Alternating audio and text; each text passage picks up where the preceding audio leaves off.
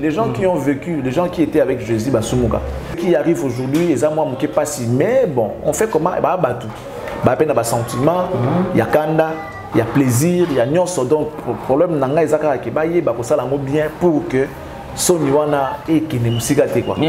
Donc, Judas, avant Jésus, mais à Jésus. Et puis Jésus savait que Judas était qui est ça. Donc, soit il m'a dit que Moïse a Sumuki. Moi, je ne vois pas là où il y a les mal à ça. Les problèmes, c'est-à-dire, les problèmes, ce n'est pas moi. Et ça fait que ceux qui m'ont Sumuki posent à pasteur, mon amour grave. Non. Pierre, Ateka, Awangana Jésus. Si on a eu le temps de critiquer, c'est parce qu'on a Toyoka qui, à leur téléphone, il me dit coup, Toyoki. J'étais parmi les premières personnes qui ont critiqué qui en disant que Eza plagiat parce que Tovandi, Tovandi. Lui, il est comme ça, il boude tout le monde. Non, il est comme ça. Mais il est comme ça, il est gonflé. Ah bon? En fait, il a habité par rapport à quoi photo comme un dingwana. Ah, massa, mais moi, je suis allé à la Yo,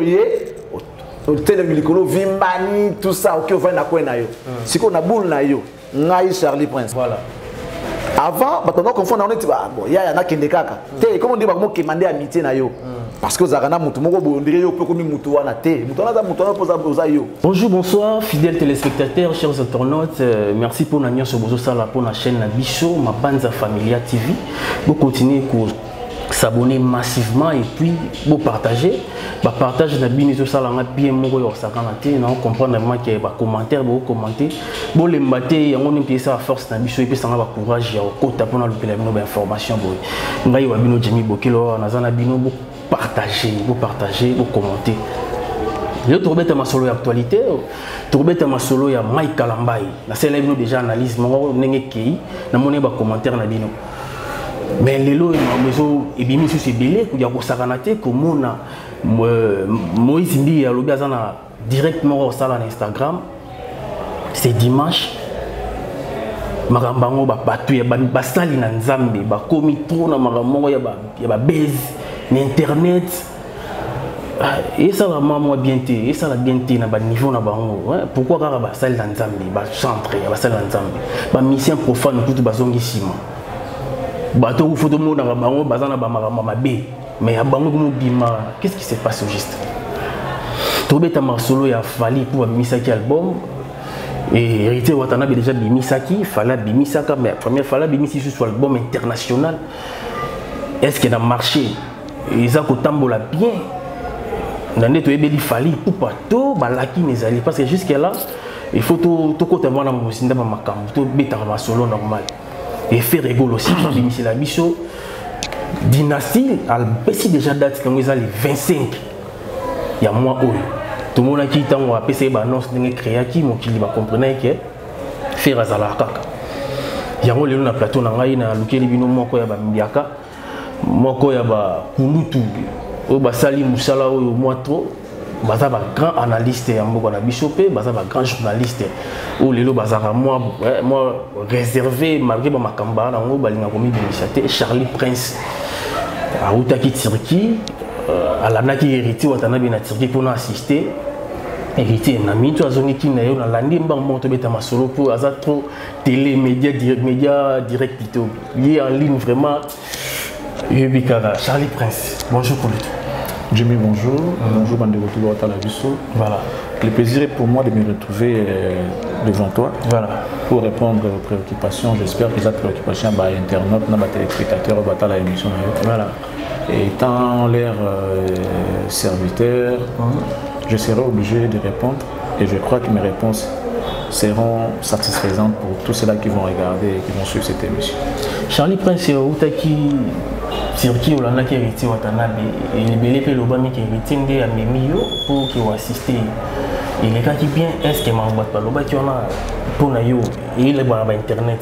Au monde est-ce qu'ils en a Charlie Prince hérité à Memio qui assister à un concert. Ils ont été gagnés au petit billet et ils sont confondre. Au monde on a des mablos différents. Non mais déjà ceux qui écoutent qui bon ils ça un plaisir. Ceux qui hérité de Memingai. Pendant que ça a un plaisir, ça a un plaisir. Non, le Congo. Voilà. Non, le Congo. Donc, ça a un plaisir. Non. Avec un voyage en dehors, il y a Turquie. Moi, je devais aller en Suède. Ok. Il y en a qui sont de Suède.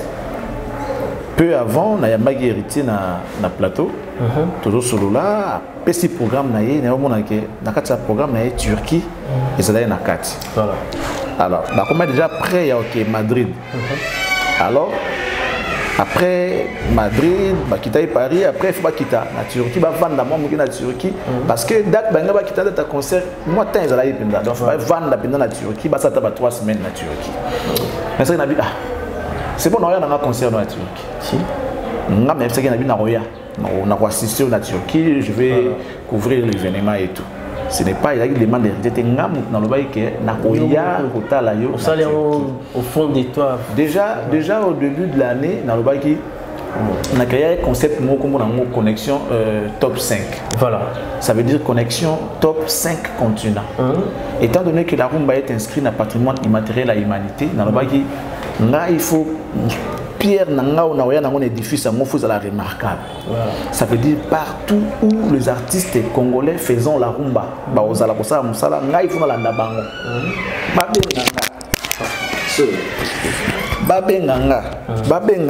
tout cas voilà.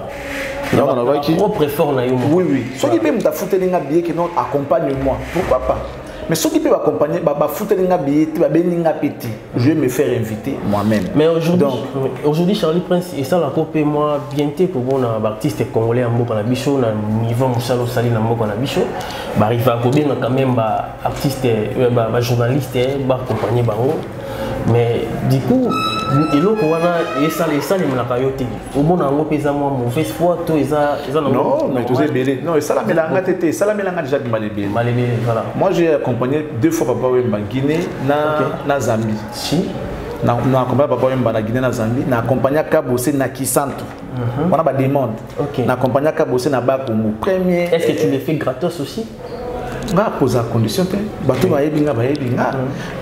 je le dis la mission tout va na plateau na tout na bango soki na imposer bango pe sangambo voilà na senga et puis généralement balobaka ono ba monelo ba pe sangate baloba na bongo peu ba pesa voilà neti en tout cas Ferré héritier Inos en tout cas bateau yo pendant que ceux qui a eu dans son émission nanga tout na qui ko ça l'émission pas naie à côté liboko na poche naie de sa propre volonté sans demander parce qu'il a déjà na sengati voilà atana na nzala na sengati na sipilate na kokango pendati donc ngai faut moto a comprendre nga pour tout évoluer bien vous comprenez na émission na bateau na yambaka au monde à côté liboko na poche na tangelo bango et but na filé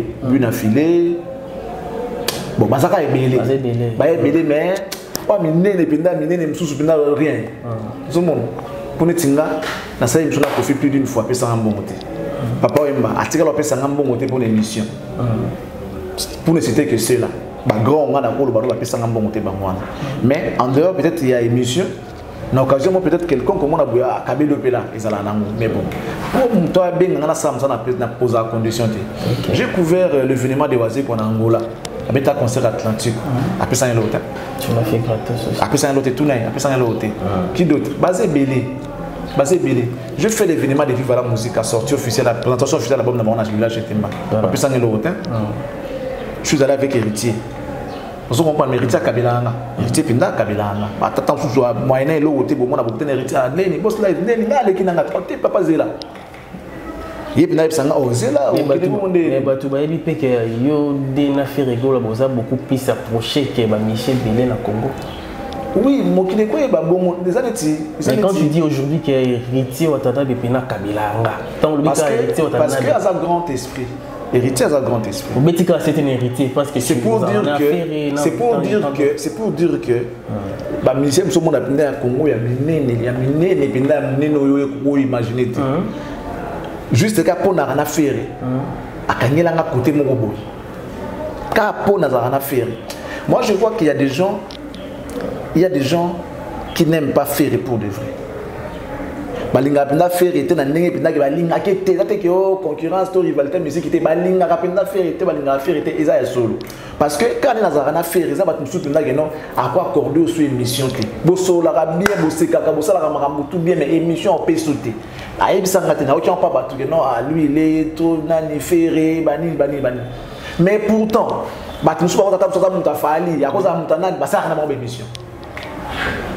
faut comprendre.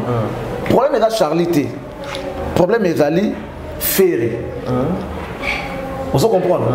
C'est-à-dire, le problème, ce n'est pas moi. Et ça ferré parce que bon, pire ça n'a pas d'émission. Alors, ça n'a pas manqué. Mais là, on a ferré. On a une émission. Et j'ai compris et j'ai fait comment? J'ai fait avec.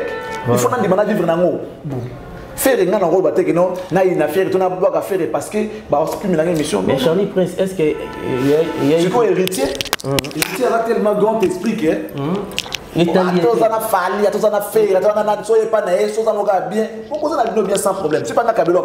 Mais pourquoi ba mission Congo va perdre il nous ça va pourquoi faut tout na bango parce que moi je peux pas répondre dans leur place ngana ko répondre étant donné que naïf makansi na bango quelque part plus à moi complexe musu pesa muté mabe c'est-à-dire et quoi ça s'appelle haine parce qu'il y a faire énormément le comme haine vis-à-vis des ngate vis-à-vis des ferrés donc haine on envers ferré et ça là que le ko la ngana za na ferré ni bat balobaka wana ni na na ferré ni na approche na ye faut la tanga je fais quoi j'accepte cette réalité je vis avec donc c'est pour dire que tant que na Turquie c'est pas hérité de ta joie qui n'a producteur n'a été en charge non et qui tant na sombi na ça demande un visa Turquie ba pesinga na na visa Suède ba pesinga visa Turquie na bino dans sa transit ba pesinga visa Turquie parce que na visa Suède dans sa transit c'était pour accompagner héritier na événement na mais na sala gi musala tout na sango na Turquie ba oye bisa na sala gi musala donc après 5 jours 4 ou 5e jour t'es na ke Suède après Suède na ekin.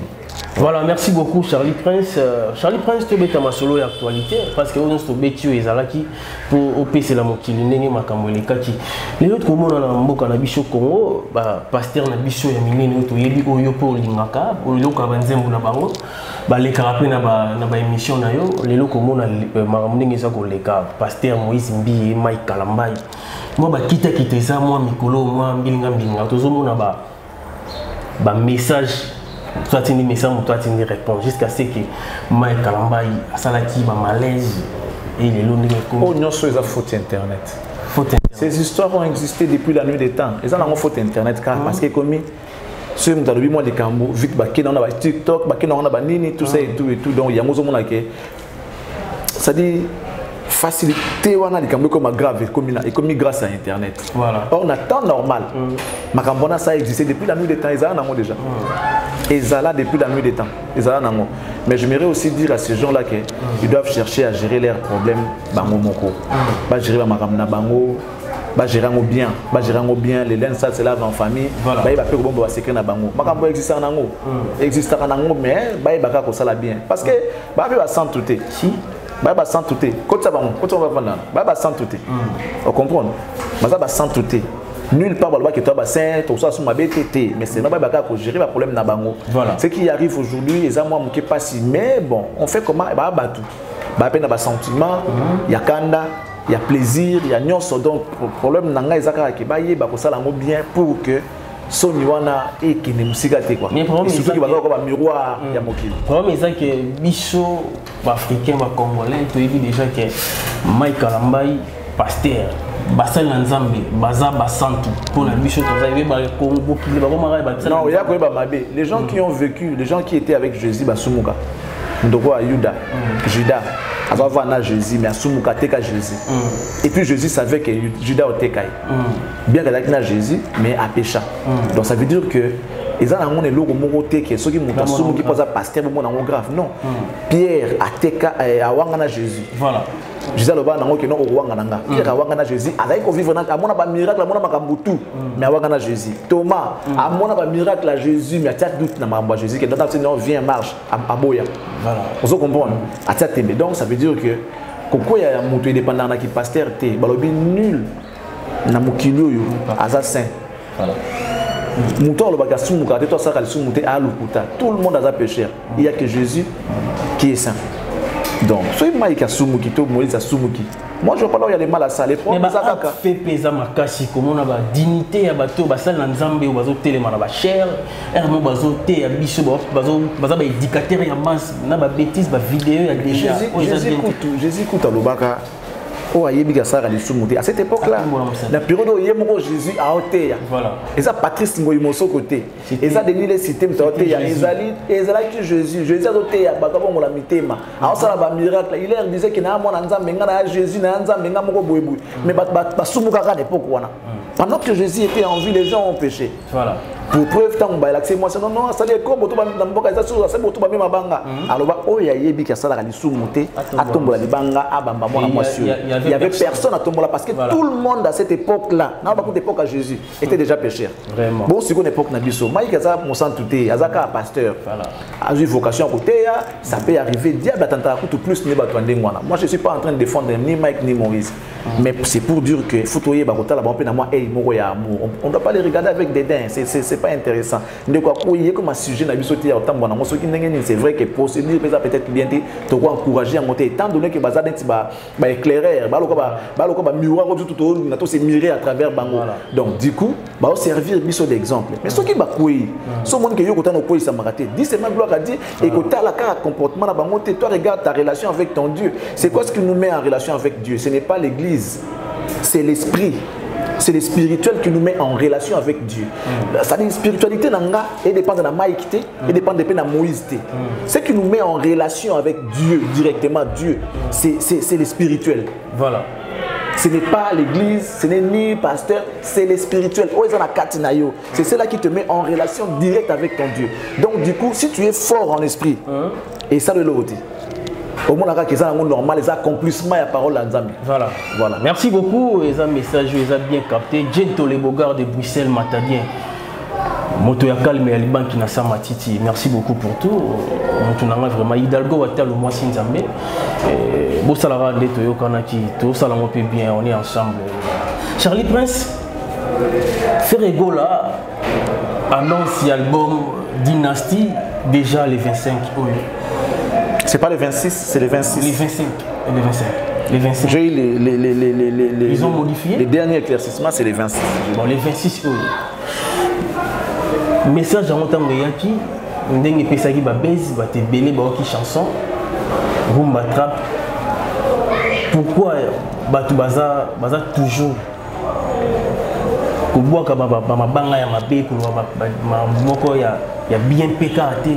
Ça veut dire sois explicite. Faute, il y a des fautes d'orthographe. Faute, il y a bon, tout ça, je mets quiconque a des filles. Voilà. Tout a des filles. Lingala, on est né avec. Voilà. On a appris le français à côté, non? Si. Langue nabiso maternelle, il y a voilà. Notre question, oh, excusez-moi, c'est pour apprendre à ces gens-là qui attendent à lingala, les gens, ça la faute. Si. Donc, nous avons des fautes à lingala. Non, ça des fautes à français. En termes qui te viennent à zoba, tu viens à zoba. Les secondes. Oh, wapi. Ouais, mais les motos, oh, ça les fautes à lingala. Non, ça les fautes à français. Ouais, ça les des zobat. Parce que voilà. Lingala, au botani n'a pas si.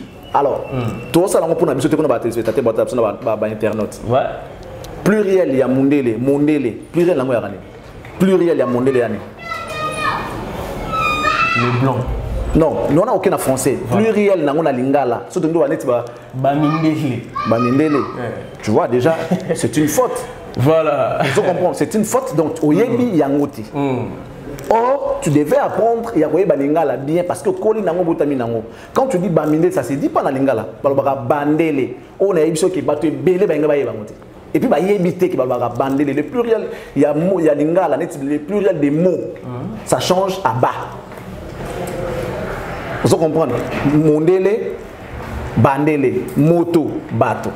Donc,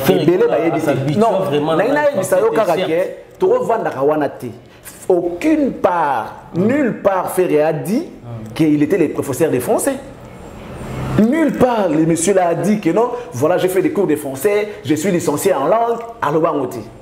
Aïe Sabatouka, que non, je suis un chanteur et je le resterai.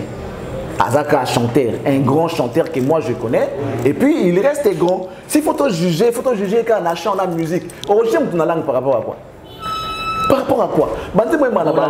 La tonalité de chanter n'était pas bonne en fait. Non, diction, machin, ils ont problème. Les Ivoiriens chantent comment? Voilà. Les Ivoiriens chantent comment? Avec quelle diction? Voilà. Et ils s'en foutent. Même quand ça coûte dialecte na bango na banzembo na bango ya français. Maintenant je vais te mougou, je vais te beau et tout ça. Les mougou là c'est pas dialecte na bango na bango kuna tout ça et tout. Oh non yako écoute na banzembo na bango yako ça veut dire sorry désolé. Mais oui, ça veut dire que au moment où Ivoirien t'a critiqué mon gars Ivoirien par rapport à la langue. Non, lui il prend plaisir en écoutant le rythme, en écoutant la voix, en écoutant la musique. C'est ça l'idéal. Apprenons à respecter les artistes congolais. C'est un travail que l'artiste a fait. Il a pris tout le temps pour réaliser clip, pour réaliser œuvre. Il a donné son énergie, il a mis son argent. Et Nasuka Nangobo a nous critiqué. Oh non, il a dit ma cerveau. Oui, certes, ça peut être une erreur, certes. Mais c'est pas ça l'essentiel. Moi je ne sais pas, je ne rentre même pas dans les détails. Sauf que ma cerveau, considérons que c'est ma cerveau. Ma deuxième cerveau, tout ça et tout. Mais il y a quand même une chanson. Bon, nous sommes parce que ça monte à faire. Tu vois, on a problème dans les alliés que les gens passent à autre chose.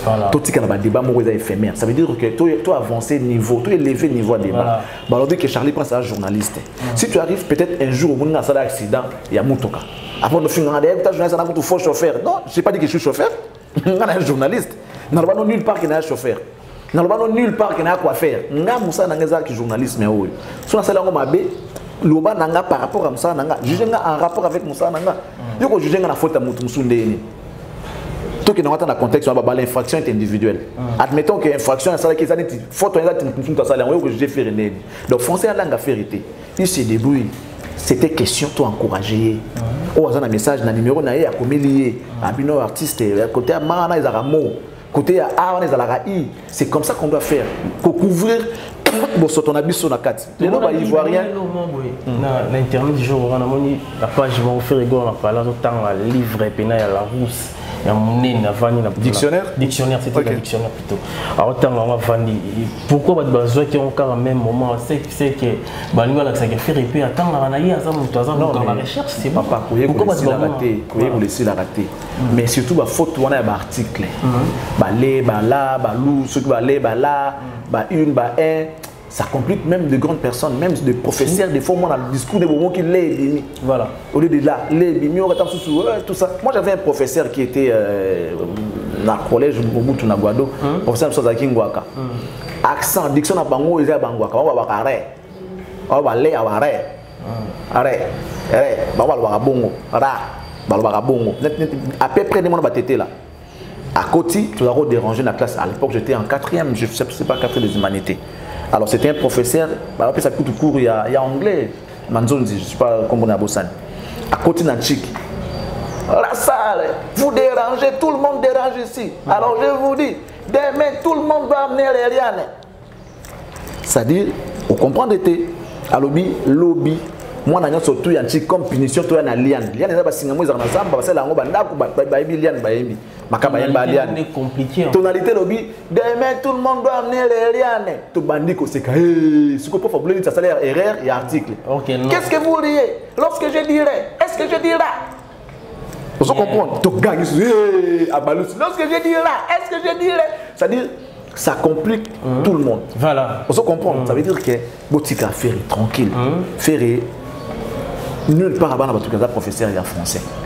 Dans une chanson de Kofi, à ça l'erreur moi il y a français. J'oublie la chanson, mais là où il est, il va se reconnaître. À ça l'erreur à français. Vous comprenez? À ça l'erreur à français. Nos aînés, au balai, à ça l'erreur à français, nous avons la maison mère. Les arabes vocales, il y a Olivier. À l'époque, héritier dans maison mère. Ouera dans maison mère. Tous ces mondes-là étaient dans maison mère. Olivier Yemba. Claudine qui ne s'appelle un goût à maï pour nous satisfait. Oh, yebaka, bolingo et kesana lokola batoba. Alors, un goût à maï, pendant que héritier était dans maison mère, Ouera, président maison mère, tout le monde était là. Écoutez, donc, les gars qui battent au kate. Je ne crois pas que ceux qui staff y a fait, ils battent au kate. Que faire le but, ma deuxième cerveau, bangalatique, Non, t'es presse. Et ça là, mon deuxième cerveau. Et voilà la raison pour laquelle bazo taquiner faire rigolo la staff, il y a bien été, bureau a bien été. Donc ça n'a rien à voir. Papa avec quel entourage? Papa avec l'entourage ni. Papa avec quel entourage? Tout ce qu'il était devenu avec l'entourage ni. Entourage ça n'a rien à voir. Pour mes alliés, ndenge na autant musayo, na maramna ndenge zo kindela. Tu sais dans la vie, tous arane monté. Toi dans la classe ndenge moko. Mais tu as aussi en fait un de la moralité. Tant que tu as musala penzela, tant que tu as musala vanga, ngazu musala après. Et vous en avez tant que qui brillant en chic. Mais aussi fait musala moya bongo bongo, mais ngazu musala danger dès que la qui brillante. C'est question d'être au bon endroit et au bon moment, au bon endroit et au bon moment. Et là facteur chance ça joue. Parce que tout soit bazar pendant musala le rôle à faire été, mais peut-être bazar avant c'est maramsou pour les cas faire. Et ça quand les cambia au bon endroit et au bon moment. Et puis facteur chance ça joue. Donc bâti qu'à faire est tranquille, mon entourage était exactement ce qui effectivement ils ont erreur, c'est que et kotika quand on a chaque manzé presque kitoko bosa dit que maloba faut tenir compte nango. C'est aussi question que non staff ne fait ça la rappeler moi effort il y a boyo kaka. Tu vois tout ça là c'est en même temps mélangé mais bon pour moi c'est rien la mélodie nickel, le style, kitoko, les paroles, les a bien, surtout la voix, n'en parlons pas. La voix de Ferré s'adapte à n'importe quel rythme, à n'importe quel style de musique. À Kenya, Côte d'Ivoire, si il y a des sondiers, on a un reggae, à Yembiango. Yemba on a rumba, à Yembiango. Yemba on a décalé, à Yembiango. Yemba on a salsa, Yemba on a zouk, à Yembiango. À Yembiango, on a 3 styles. Donc sa voix, elle est tellement adaptative que et s'adapter à la musique, non surtout. Voilà, à un moment où il fallait pour pas un album bien a marché, ça dit déjà, donc il y a déjà 2 semaines on a marché déjà. Aux appels analystes et à musique tout comment on a album on a marché. Sincèrement, je paraîtrais peut-être bête pour dire que par rapport à mon travail, je ne sais pas qu'il fallait sortir un album, réédition un album et c'est limite. Moi je croyais à Nzembo, mon ressort qui sent. C'est ça. C'est vrai? Non, je t'ai dit. Je parais bête. Okay. J'étais tellement concentré, surtout pour moi qui va jouer dans tourner mes missions Mingité. J'étais tellement concentré dans mon sous que je n'ai pas eu le temps qu'il fallait abîmer album. Or, ça sonne mal. Si déjà l'artiste n'a grandeur n'a abîmé album, parce que tu veuilles ou pas, il faut yoka. Aux anaïponamo. Hier, j'étais avec Denis Lessi à Loubi. Même fallait abîmer album aux hommes qui ont kende. Bongo bongo, j'ai été surpris. Il y a un moment proche, il a fallu comme pasteur Denis Lessi que je salue, à remarquer que moi lanterne mon ezali, on dirait moi kilo mon ezali, ça veut dire que les moments peut-être bien mingité que les gens fassent attention. Ce qu'il fallait abîmer si les oyo kanabouité. Donc il y a des quoi qu'on dise peut-être félicitations à Baïnance Bio, à Mimisi Mortel 06 et Yokani, Bakani Banze Bonetti. Non les gars, non kaka, Naomi Kembo. Naomi Kembo, Naomi Kembo. Aussi des gens Naomi Campbell. Voilà. Il y a beaucoup même moi sincèrement, tu sais depuis un certain temps je suis plus dans l'histoire là des polémiques à la con, tout ça et tout, je ne veux plus ça. Mais je t'ai dit vrai. Ce qu'il fallait abîmer cet album, ça fait combien de semaines? 2 semaines. À moi, ça soit vrai, le bim parce que pourtant vous avez Nzembo confondre un album. 2 semaines déjà. Album Nzembo. Album. Donc c'est des gold. Normalement na ba plateforme même sous bazo les hommes on a qui sont là bas vente belé ne ba page sur le bas. Ça veut dire qu'il y a un problème. Mais la cité mouillée, ils ont mis il y a un problème. Il y a un problème. T'es na pendant dans une là je jure sur la tête vraiment sur la tête de mes enfants c'est qui ils sont vraiment chers. Par rapport à droit chemin, en tout cas, je ne connais pas même ne serait-ce qu'un morceau, il y a l'heure à faire la musique. L'album si on a eu le temps de critiquer, c'est parce qu'on a Toyoka qui, quand on a le téléphone et dit du coup, Toyoki. J'étais parmi des premières personnes qui ont critiqué qui en disant que ils ont plagiat parce que dans cet album moi ils allaient continuité il y a un Nzembo na ici là qui wana générique na ya liboso aye na continuité dans l'autre téléphone ngam na lobaki yango et puis biloko ebeza na kataki ba faire c'est moi qui fais des critiques il y a biloko parce que na yoka ki mbala moko na yango du début à la fin mais là dans vous a surveillé dans la minute album pourquoi je mentirais si ceux na Mikosenga non, parce que non, il n'y a rien. Nayoki Namiti. 2 semaines et sali, peut-être nous avons focus sur ma bébé. Non, ça n'a pas été le cas de c'est là, ça n'a pas karaté na makana na osate. Ngande na yoki te. Donc ça veut dire que banzia na otambo la paix. na yo quitté. Mais pour le moment na Congo, ndeko yaki utaki ba Suède ba Turquie okomi, oyoki ba album. Il y a qui héritier, il y a qui héritier. Il y a qui héritier. Na yo qui peut Mortel 06 na ba télé, ils a présent tout ça et puis na yo qui ba na Boyemba. Là où j'habite, pembeni na nga qui ba na moko Boyemba. Na Naomi Kembo. Naomi Kembo. Ba comme ça on dit bonine. Après, na ko ba grande Naomi Campbell. Oyo nani inosbi yembela qui est. Ça dit ba na na mitou. C'est bon, ça marche. Mais Oluka Kamakambo, Poba Kote la Kayo, tout ça. Est-ce que Bill Kambo ne sali que Nati le collé Ayoka Zou à quelle place Morobo et journaliste vraiment mettre ma cara pour naïe soi-disant à la part. Proche, il a fallu pour pas y avoir besoin de approcher. Moi, je dis comment on peut vous jouer là yo. Pourquoi on a besoin de faire ça fallu pour pas. Et de ton côté aussi, vous avez une partie déjà. Est-ce que les types en question fallu pour pas. Parce que les journalistes en vrai, en réalité, ne sont pas balingara, face à la paix. Nous la commission face à la montagne, des jours on a fait c'est qu'il fallait pour pas payer sur l'audience, péter belé dans l'émission qui va au non, on va payer savoir payer sur l'audience. À l'époque, on a surtout le mot. Ce que montagne c'est bien, n'était pas fait. Faire m'a fait des faux bons plus d'une fois. Bon, bien une émission qui n'a boyé pété. Ok. Vous savez bien dans ce qu'on a boyé si on a eu na montagne, on a eu des affaires. Mais les gars, il a sa façon de voir les choses. Faire à cause d'avoir nous critiquer la TV. Moi, je connais des gens. Fille-moi, fille-moi, faire la TV, il faut faire une émission na été. Faire ne lui a jamais répondu. À garder silence na été l'élo. Moi, j'estime que Valère Amoutezali n'a qu'à silence. Ça se réside dans le silence. Voilà. On va remarquer le vélo Babi. La parole perd parfois ce que le silence peut gagner. Voilà. En parlant. Autant que ce soit nous qui on va gagner plus.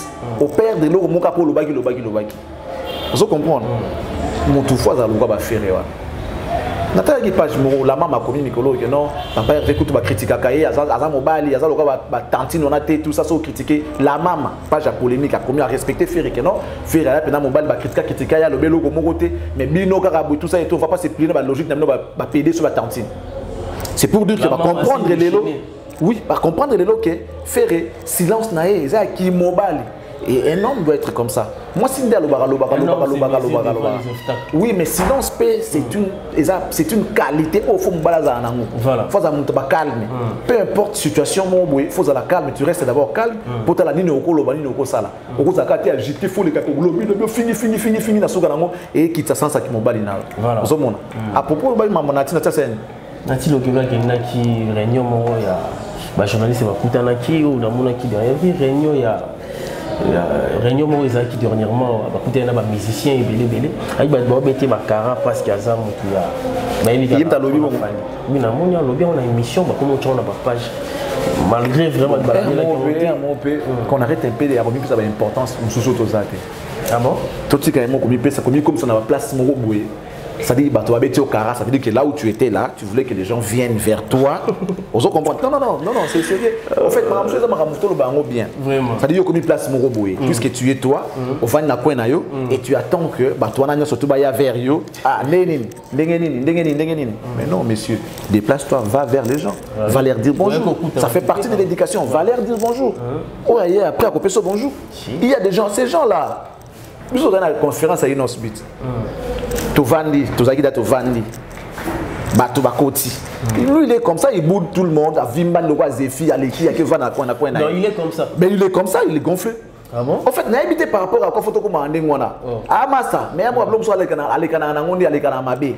Yo, Télémilicolo, Vimbani, tout ça, ok, on va à quoi. Si on a boule, Naï Charlie Prince. N'a rien vers eux. Bah, il y a un beau match.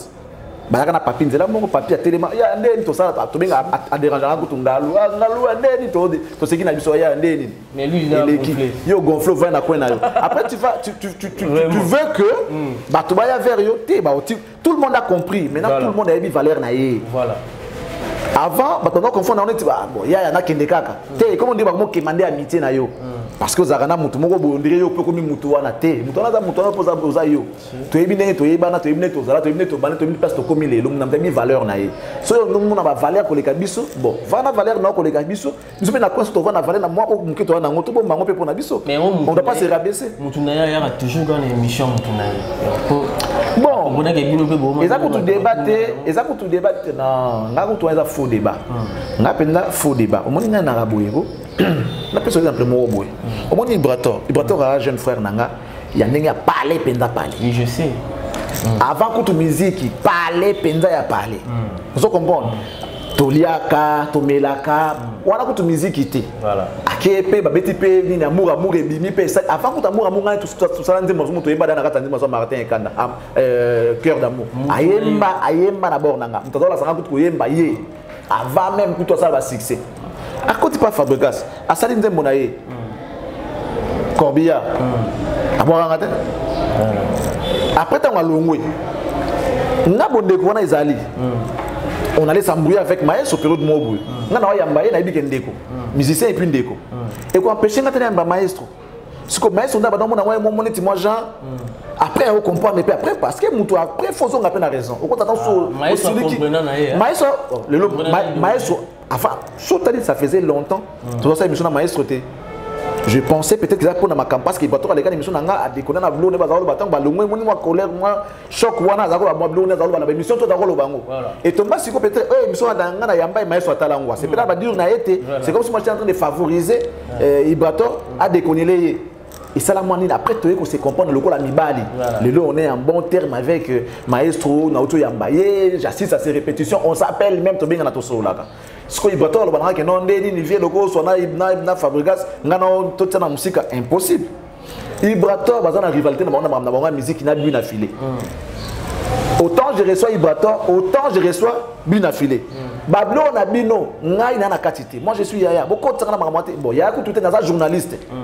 Vous comprenez? Si on a un Ibrator, binafile, moi je pense que binafile, na ko yamba binafile. Ibrator le balangé l'autre côté. Binafile par le balangé que noté aux akadémie monta Ibrator té. Ce sont les grands esprits qui vont comprendre le wana. Mais il faut que le bela on a la télévision les boleka. Pour prochainement va mêler bino na ba histoire wana tout est voilà. On n'est pas responsable de leur compréhension de toute façon. La problème dans les ali ba acteur wana bango moko. Ibrator comprendre que na yamba kai na ko yamba binafile. Toi tu fais ton boulot. Moi je fais mon travail. Na yamba binafile comprendre que na ko yamba Ibrator. Voilà. Neti lelo na ba jeune frère na musu sur lelo ba comment passer derrière Fali comme quoi que na ko yamba bango te. Na pour exemple momi balé muto kwa gaze mawete à côté na moi fala to bengi ya yamba fonte c'est parce que peut-être baza bien a Fali bon à mon avis nous on s'embrouille un peu avec moi je ne sais pas peut-être à bon ça là on a cadre qui va préserver relation na bona aigle na éviter non l'aime sous muto kwa Robino Mundibu oh ngana stonga longue maison mais j'étais parmi les premières personnes où va soutenir avec espoir que Simba les lots bengi ya yamba raté ou soit so bengi une émission à Royati parce que il s'embrouille avec Ferré, il est pro Fali et il s'est dit que bon le roi a peut-être pro Ferré à côté de la wana et ça erreur. Et ça erreur où il faut qu'on se le dise. Voilà, et ça erreur mais bon moi je fais comment je fais avec nga ata 100 musiciens na ya malanga na ça na badalise nanga je mets les clips dans lobby tout ça je sais déjà de parler et changer ngaïté il peut peut-être soit mon épée que non na ça important na musala na parce qu'il y a des autres qui sont là voilà tant mieux mais un jour moi on réclamera yé nga tout moi on réclamera nga pe yé donc place on est tokoyeba net ko za bon ça vite fait. Merci beaucoup, tu as vraiment dans cette émission, mais question il y a sous capoto chité, concert il y a stade des martyrs, on a eu un grand wenge 4x4. Le 30 juin, on va annoncer la date le 30 juin. Il fallait déjà annoncer ça et puis héritier au Tanab aussi. Apparemment, on est au stade des martyrs pour le moment. Et ça a des filles, ça là, et ça on m'a bêté, il fallait bêter Fikine. Pourquoi tu appelles bêter Fikine? À l'époque, on voyait ce fait Rabeti Zénith. Je vais faire ta Zénith. Donc, quel est le meilleur gagne? Bah, bêta. Et ça pour le coup, ma musique à bah, caméra, mais ça a d'autres. Mais oui, après, il y a la analyse. Il y a bêta qui est bien. On a la jabadura sur le plan son. Moussa Landé. Que tu sois capable de reproduire ce que tu as fait en studio, dans live. On a problème dans la télé, mais c'est ça. Le plein machin, ils ont au moins complémentarité. Pour les alaka. musique au bêta qui n'a album soit capable ne serait-ce qu'à 80%, toi tu as 70%, il faut reproduire la même chose.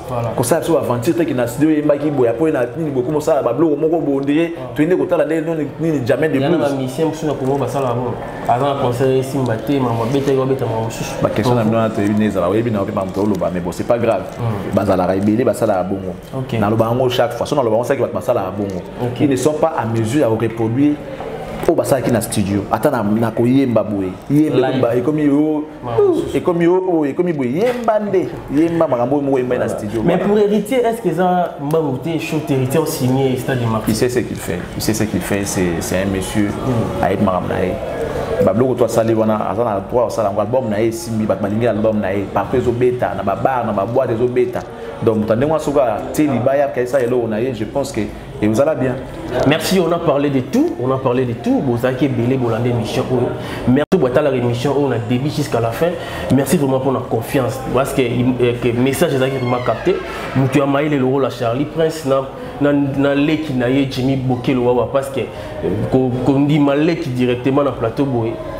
La boulot la biso ils ont vraiment témé son on dit maman parce que je sais donc azam mutuamaye les bino comprendre mamba lobby bat balaninga vous avez belé Charles pense trop na suka. Merci Nayo. Quelques mots de figure de la fin. Merci Nayo. En tout cas merci. Moi je pense que tout est vraiment que débat. Débat comme trop terre à terre. Voilà. Bon, en fait, on a été précis. Je comprends aussi courir derrière le buzz. Ils veulent se faire de l'argent derrière les dos des gens, ce n'est pas bien. Toi tu vois quand tu vois t'es manqué de faire une émission moi t'as fallu mingi après puis moi genre mais bon après vous devez savoir que faut tuer la culture ouais. Donc passons vraiment à l'essentiel.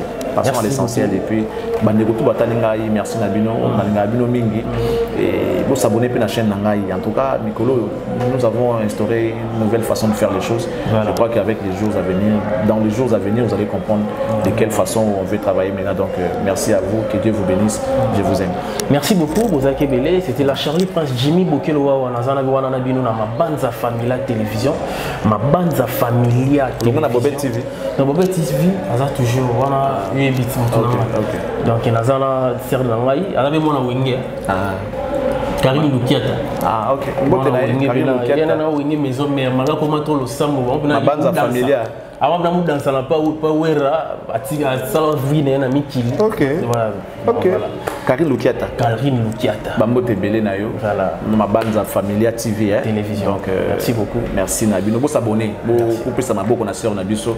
À ça depuis moi manquer pour la musique na ya. La na moi apport à ya qui na la musique. Donc azo mériter soutien Nabino. Merci beaucoup. Bozaki Belé to comme vraiment na suka. Gento les Bogards de Bruxelles Matadien. Sarah Chipamba El Trona. On est ensemble. Là il Nabino to très prochainement dans une autre nouvelle édition de notre émission. Bye bye.